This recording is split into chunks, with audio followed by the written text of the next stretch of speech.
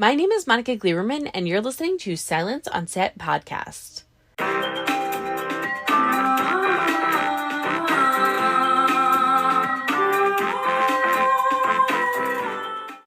On today's podcast, we're speaking to Jennifer Morrison.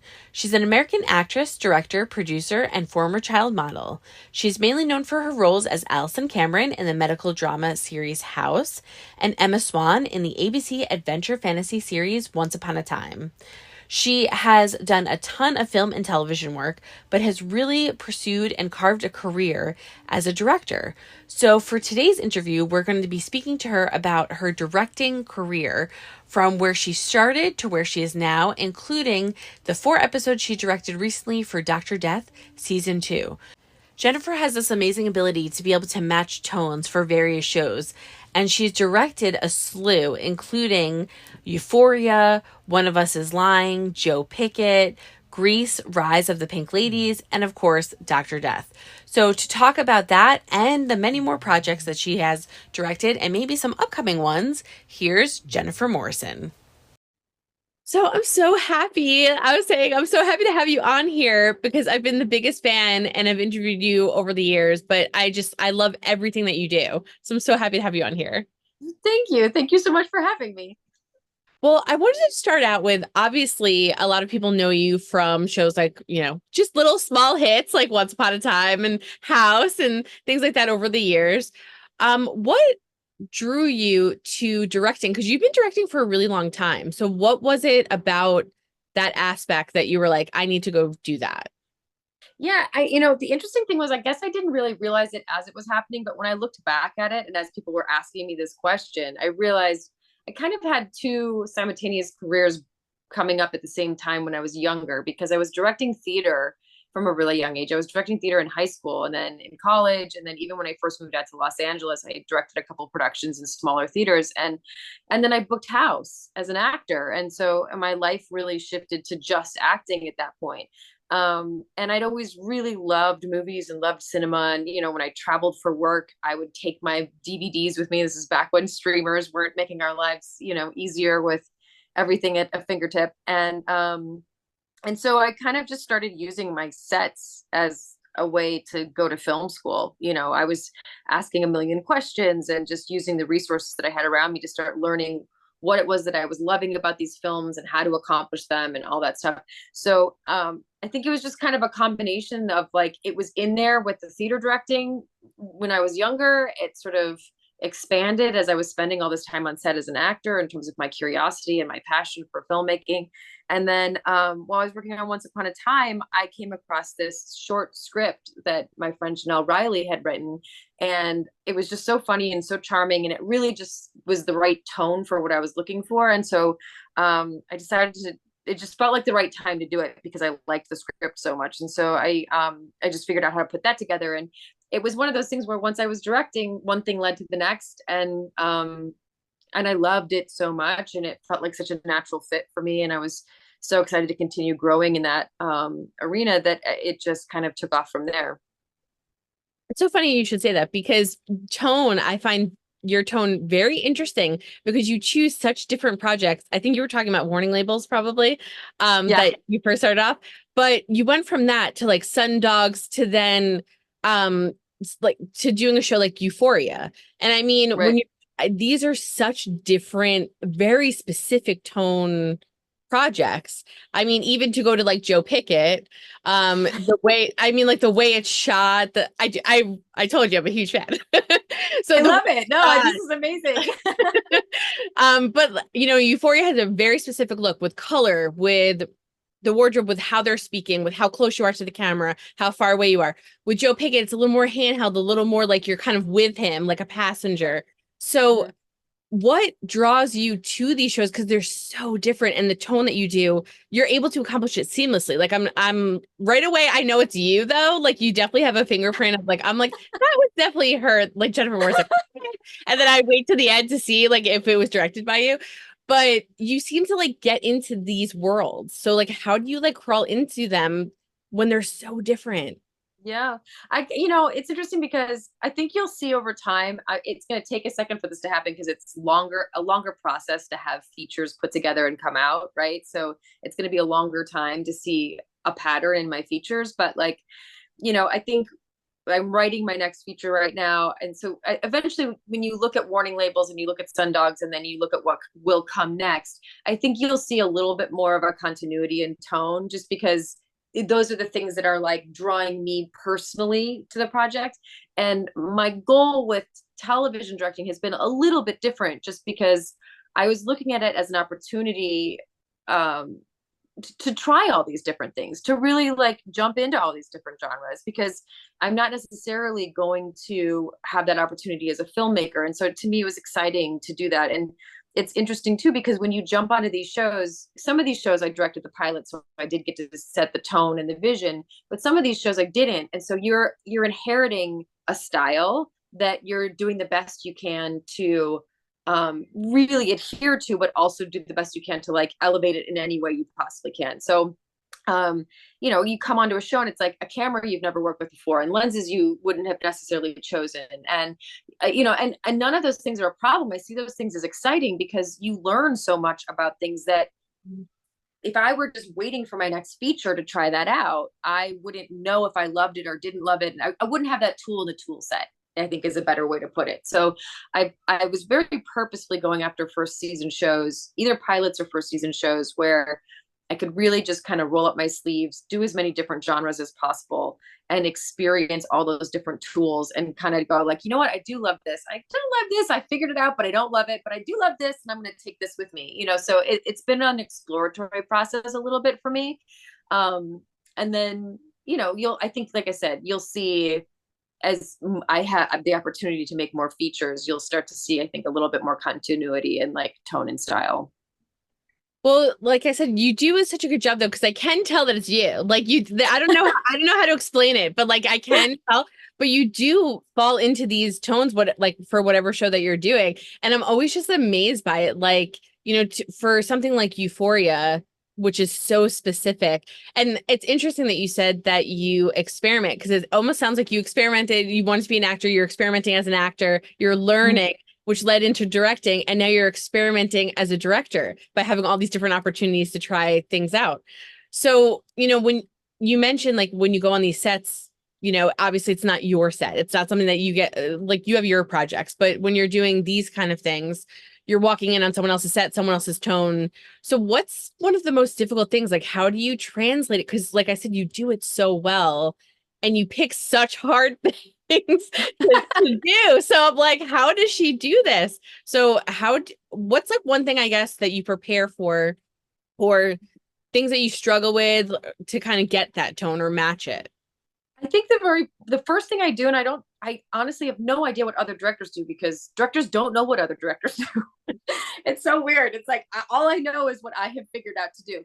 But the first thing I do is ask to have access to the dailies of the pilot. Because I learn a tremendous amount of by looking at every single individual piece. It's like it's one thing to look at what was edited together and the show that ends up being put on the air, but you don't know what it took to get there. You don't know all the shots that were cut out. You don't know all the things that were tried. You don't know, the sort of ebbs and flows of actor performance. Like you only know that if you watch the dailies, and watching the dailies is a huge undertaking. I mean, you're shooting, 2 or 3 hours of footage a day sometimes. And to go through all that is a lot. But for me, it's worth that time commitment because of what I learned about what they were after, what their plan was, what worked, what didn't work, and what lived in the edit versus what got completely cut away.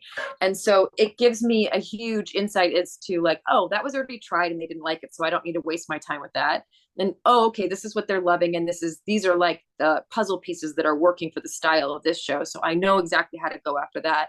And also I get to watch the evolution of a shot in the dailies, right? So like the first take of a shot, if there's some movement involved or something that's kind of complex, it usually doesn't go great. So you kind of see like the struggle to get to the shot, and you see their experimentation to get to the shot, right? So there's just an incredible education in watching the dailies.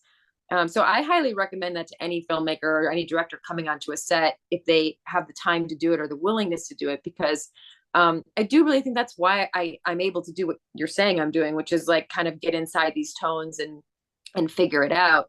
You know, it was like with Joe Pickett, when I watched the dailies on that, I was I was loving what I was seeing, and I loved how visceral it was. I loved that it had a little bit of like the sense of humor to it, but it also was a dark story, and I loved the family. But I was also very curious about it. I'm like, well, what else is in that space, and what view is out that window? And like, so I was able to start thinking of those things before I even walked on set or even walked on the different locations, to be able to say like, hey, I know you guys shot a whole bunch of stuff looking this way, but like we've never seen this view, and this view is incredible. Let's put this over here. Like there were a couple scenes that were originally scripted inside of Callie's trailer that I was like, can she be sitting outside? Because the view is amazing. Like instead of getting trapped in the trailer again, you know. So things like that are also things that I can start to like percolate on by watching the dailies. So that's the biggest thing that I think helps. And then I really try to reach out to everybody ahead of time, which I was always shocked as an actor how few directors did that. I think in like over 300 episodes of television that I shot as an actor, I can count on one hand how many directors emailed me before coming to set.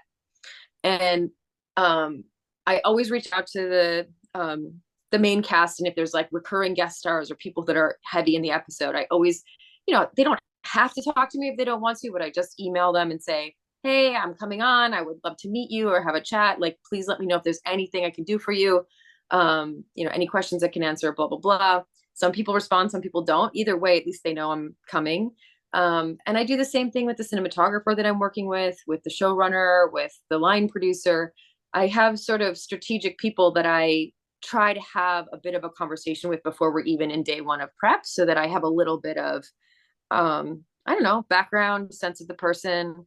And once you have 5 or 6 of those conversations, you have a real sense of the ecosystem you're walking into. So that helps tremendously to kind of have your footing on day one.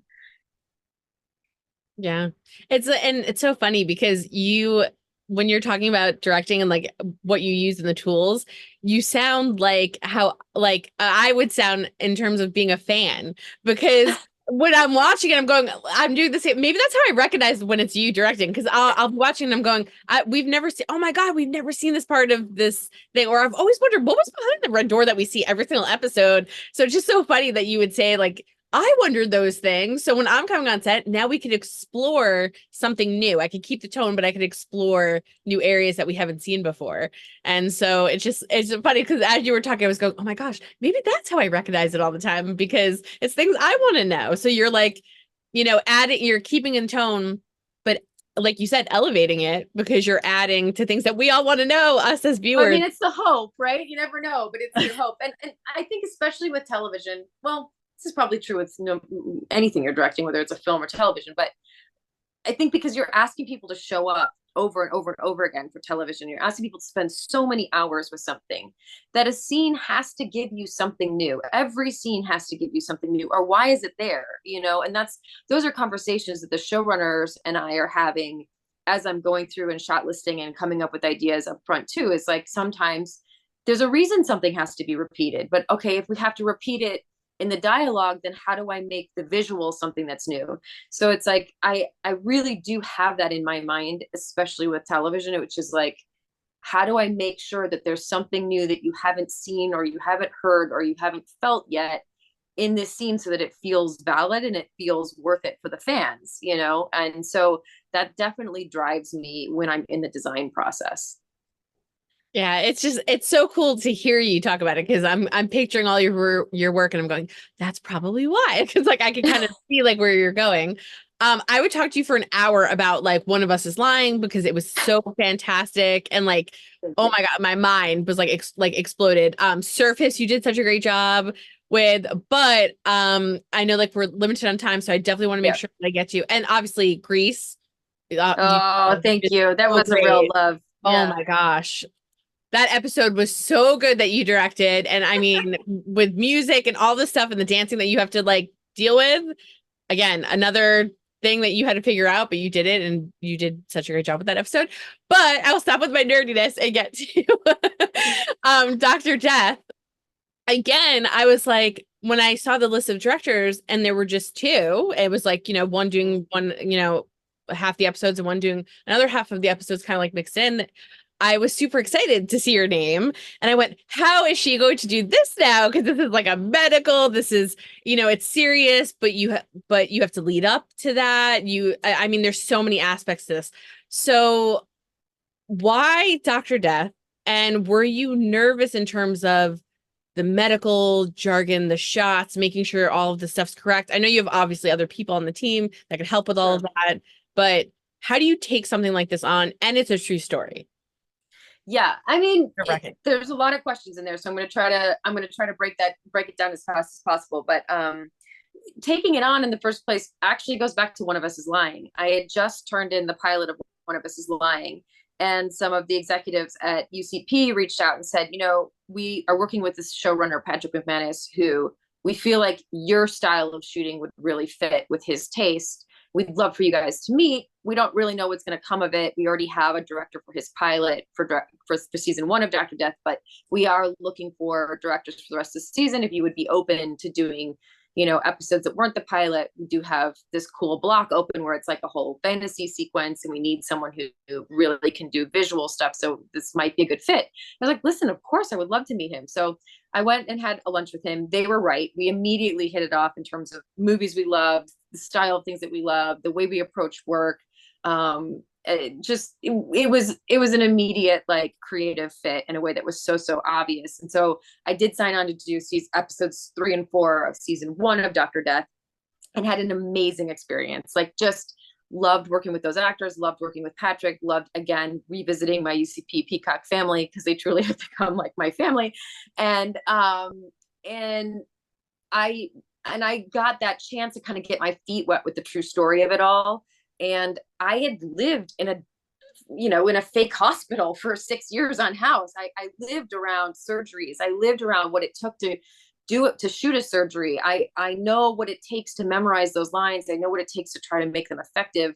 I know what it takes to try to make a hospital look interesting, because I just lived it for so long.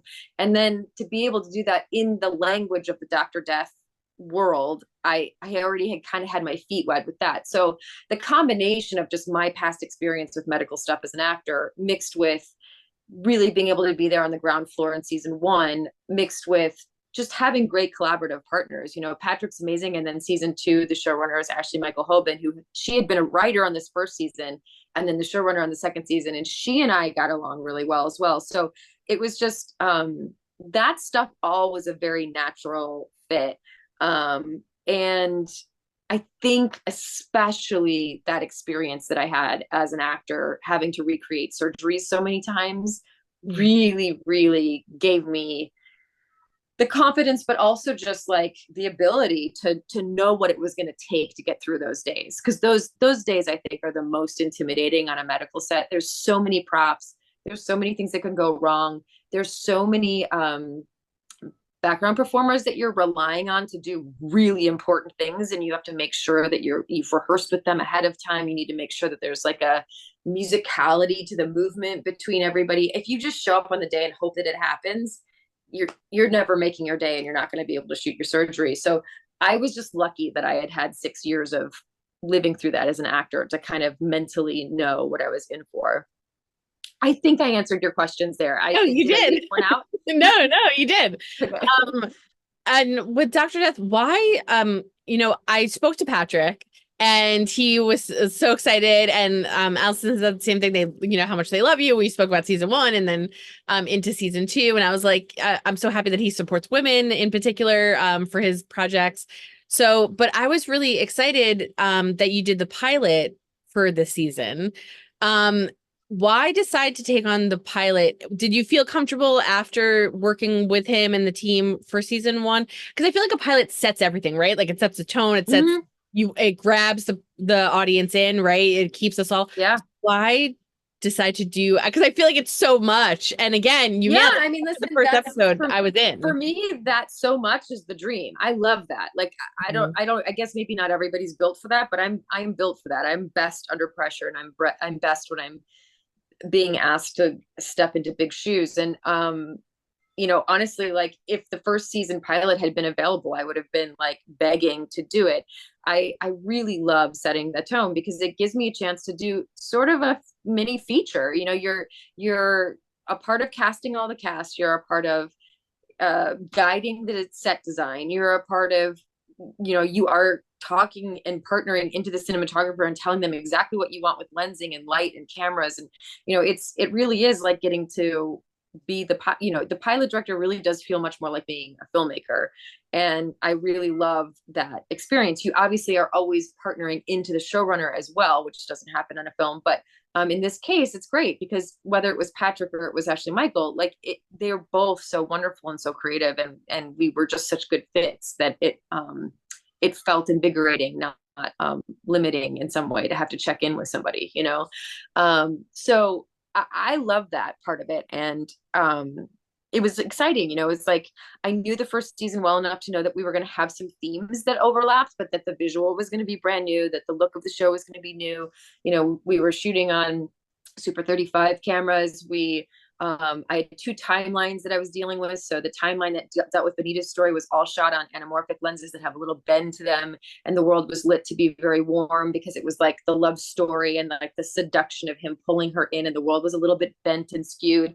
And then with all the medical stuff in the Karolinska storyline, that was all spherical lenses where everything is like crisp, clean lines and everything was like cooler tones and the lighting. So it was really exciting to be able to like delineate that in the visual from the get-go, and to be able to build that out with Vanya Cernjal, who was the cinematographer that I got to work with for those first 4 episodes. And you know, so that got to be a true partnership too, because we were establishing that visual together. So yeah, I mean, in a dream world, like I would just go from pilot to pilot. It's just not, that's just not always like the opportunities that are out there, but hopefully someday I'll be angling closer to that, because it does feel like I want to say it feels like a mini feature. In this situation, it felt like a giant feature because we cross-boarded 4 episodes. So it was like shooting a 4-hour film. But yeah, it was exciting, and I was really pleased with the result. I wanted to ask you really quickly, a 2-part question, which was, one, what was it like kind of reuniting with Mandy? I don't know. I know you guys worked together a little bit on This Is Us because of the time, all the time changes with there. Yeah. But so I know you guys worked together a little bit there. What was it like kind of reuniting? And then also for Dr. Death, was there something in particular that you struggled with, and or that you didn't struggle with, I guess, one or the other, that you were like really excited and can't wait for people to see? Yeah, first of all, I think everyone in the world should work with Mandy Moore. She's just, I'm like a broken record about it at this point, but like, she's just extraordinary. And she is as kind as she seems. There is not a false bone in her body, and it's not made up. It's not put on. She really is that kind and that lovely, but she really is also that extraordinarily talented. You know, when you look at what she did on This Is Us and the way she transformed and was jumping around so accurately in her transformation between all the different years that things were happening, it's mind-boggling what she did. And then to come off of This Is Us and turn around and immediately play Benita on Dr. Death, which couldn't be more different from Rebecca. And also she had a 6-week-old baby when she started filming, and you would never know. Like, it's, the whole thing was just, she's such an inspiration to me. I was like, this woman is really incredible, because she had so much grace through all of it as well. And like you said, we didn't work together very much actually, and This Is Us. So we truly were like admiring each other from a distance. Always we're like crossing paths in the hair and makeup trailer, because the poor woman was always in the hair and makeup trailer because of her age makeup. But we really the only scene we had together was Kate's second wedding. And we never spoke to each other. So we didn't really, you know, act together on that show. So it was just really, really nice to like know that I admired this person and cared about this person and wished I'd known them better. And then to have this opportunity to work with her in such an intimate way and get to know her on a whole other level. And it was just nice. There was so much trust there and so much mutual admiration that it was just a really wonderful way to work. And then for Dr. Death, was there anything that where you were like, oh, right. Sorry. Yes. No, that's okay. You know what? It's like I said, a lot of the things weren't as daunting just because I'd spent so much time doing medical stuff that I kind of knew what was coming. I think the things that were the hardest are some of the logistics in New York, especially because we were shooting the show to be so international. I needed New York to look like Sweden, Barcelona, where else? I can't even think of all the locations, but it was like, there's some of it was New York for New York, but a lot of it was like New York for all these random places in Europe. And you're like, how are we doing? How are we going to do this? That was a huge undertaking. And you're just always up against logistics in New York. It's like your base camp could be parked 5 blocks away, but in traffic, that's a 30-minute drive. And so like for someone to go change their clothes, it's 30 minutes there and 30 minutes back. And you've lost an hour of filming waiting for someone to change their clothes for the next scene, So it's that kind of stuff that was really intimidating because we shot 4 episodes in 40 days. And that sounds like a decent amount in terms of 10 days per episode. But most of the time, a pilot gets like 15 or 16 days, if not more. So I shot a pilot in 10 days. There was no extra time to establish the new visual, the new sets, the new locations, the new characters, it was just like, you had to just like jump in and go. So any little bit of logistical hiccup that we ever had was costing us shots. So I think for me in general, like the whole season was fraught with my concerns about logistics to make sure that we were trying to keep as much quantity and quality on the screen at all times. Well, you definitely did. Like I said, it's so good. So for my last question for you, again, another like kind of 2-parter, but one, people will kill me if I don't ask. Obviously, you're doing such a great job as a director. They want to know if you're in new projects as an actor because we love watching you on screen too. So I want to make sure to ask about that. So if you have any upcoming projects, and same, I guess, with directing too, because I love you as a director, if you have anything coming up. And then is there anything, sorry. No, I was just gonna say, and then is there anything that you want to say to the fans? Because you've like me, who's a complete nerd, who's super excited to talk with you and watch everything you do and direct and act in, that love you. For the ones that don't get to talk to you like I do and have the honor of speaking with you, if there's anything that you want to say to them, because I always like to give someone a chance to like talk to. Of course. I'm actually going to start with that. I would say, and I think about this a lot, and I have such great gratitude for it, which is that that the fans are why I get to do so many different things. And that's really rare. Like the fans have showed up and been a part of all the different shows that I've been on as an actor, but they've also shown up and watched the projects that I direct, and they've wanted to ask questions about the directing and have totally supported the fact that my curiosity is to keep trying new things, and they've stuck with me through that curiosity. And really, I only get to do that because the fans show up for it. So I feel incredibly grateful to the fans for the fact that they really support that curiosity and all those different projects. In terms of things that are coming up, I do have something that I'm about to do as an actor, I believe. The deal isn't closed. So I'm very superstitious. I don't believe anything is real until it's happening. And so I'm very careful about like how far ahead I get with talking about things. And that's going to go for my directing as well. But so probably soon there will be, rumblings of the next thing I'm doing as an actor. And then I am writing the next film that I want to direct, which I think I mentioned earlier. And I'm like nearing that like production draft, so Firefly Productions with Stephen Klein is producing the project. And then Andrew Karlberg, who produced Warning Labels and Sundogs with Me, has come on the project to produce as well. So I've just been in the sort of like, throes of the more detailed rewrite, final touches kind of stuff while we're starting to put together the financing. So that I'm very excited about. And, you never know with independent films when everything comes together, but I feel very good that it will come together at some point in probably the next year. And then I am attached to a couple things as a director as well. Like, again, with the superstition of it all, it's like, you do develop these projects with certain companies, and sometimes they just go away and sometimes they get greenlit. So we're just kind of in that the waiting zone of, are they going to be greenlit or not? But I have really wonderful actors attached to these projects, so I'm hoping that I'll have some good news on those projects as well soon. So basically, you're doing everything. You're doing it all. I like to stay busy. Well, I want to thank you so much, because literally after talking to you now, I'm like, shoot, I should have asked for like 2 hours, because I would have broken down everything.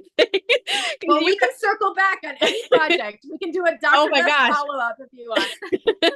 We have to, because I'm like sitting here and I think this is the least I've ever spoken, because I'm just like, oh my gosh. Yeah. And I'm like learning so much from you. So I'm just like dead right now with everything that you just said. But I just, like I said in the beginning, I just have to like reiterate, you're so good at everything you do. I mean, you're amazing. And like I said, you're such an amazing actor. And I watch everything that you're in. I'm like, how'd she do this? And I'm always trying to break it. I'm like a weird journalist, I guess. I'm always trying to like break it down. Like, what'd she do here? And oh, she did this differently. And then for directing, every time I watch you, I know, like, and just, I guess for you to know, I notice the things like, I'm like, oh, she like chose different color here. Oh, like we saw. So it's just things that I see. And right away I told you, I go, I think that's Jennifer Morrison. Like, I'm pretty sure. And then I wait and I see your name at the end. I'm like, yes, I got it right. So you're just so good at being able to morph and to elevate and to do all the things that you're really trying to accomplish. And to sit here and hear you talk about it, literally, I'm like, I could have done an hour over like each show. I really appreciate that. Amazing. I mean, my bottom line is I really love what I do, and I feel very lucky to get to do it. So, I try not to waste any moment, and I try my best to just be as intentional and specific as I possibly can as I kind of just dive through my curiosities with the project. Well, you're amazing. Congratulations, because I've seen all of Dr. Death, and the episodes that you directed are fantastic, of course. And I cannot wait for everyone to see it. And just congratulations on all of the work that you've done. And I cannot wait to hear the new stuff that's coming out. Thank you. I'm super excited, and we'll talk again, hopefully, but just congratulations, because you're amazing and I love you so much. Thank you so much. Well, happy holidays. It was so nice to meet you, and let's do this again whenever it makes sense. Yes, let's do this again. And it was so nice to like meet you and talk to you about it and just sit here like a nerd and listen to you. It was so interesting and like so fascinating. It just makes so much sense. And well, I'm really appreciative that you've done all the research and you've seen it all. It's incredible. It really means a lot to me that you've watched so efficiently. I try. No, but I'm a huge fan. That's why. So, but anyway, so I'll stop because I'll just keep going on. But congratulations on everything. You are amazing. I hope you have a great rest of the day, and thanks. Could not be happier for you. I cannot wait for people to see Dr. Death. And if you've listened to us and you haven't seen some of the stuff I mentioned, what are you doing? Go watch it. She's amazing. So go watch everything because it's so good.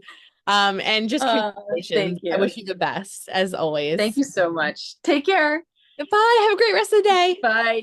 Hope you guys enjoyed listening to Jennifer Morrison and me kind of geek out with Jennifer Morrison on various things that she has done in terms of directing, advice that she was giving new up-and-coming directors, a lot of insight into her process as to how she directs and what's to come. Season 2 of Dr. Death will premiere on December 21st, 2023 on Peacock, so make sure you head over there and check it out. And don't forget to hit the subscribe button so you're updated on all of our latest podcasts, and head over to our YouTube channel, hit subscribe so you're updated on all of our video content.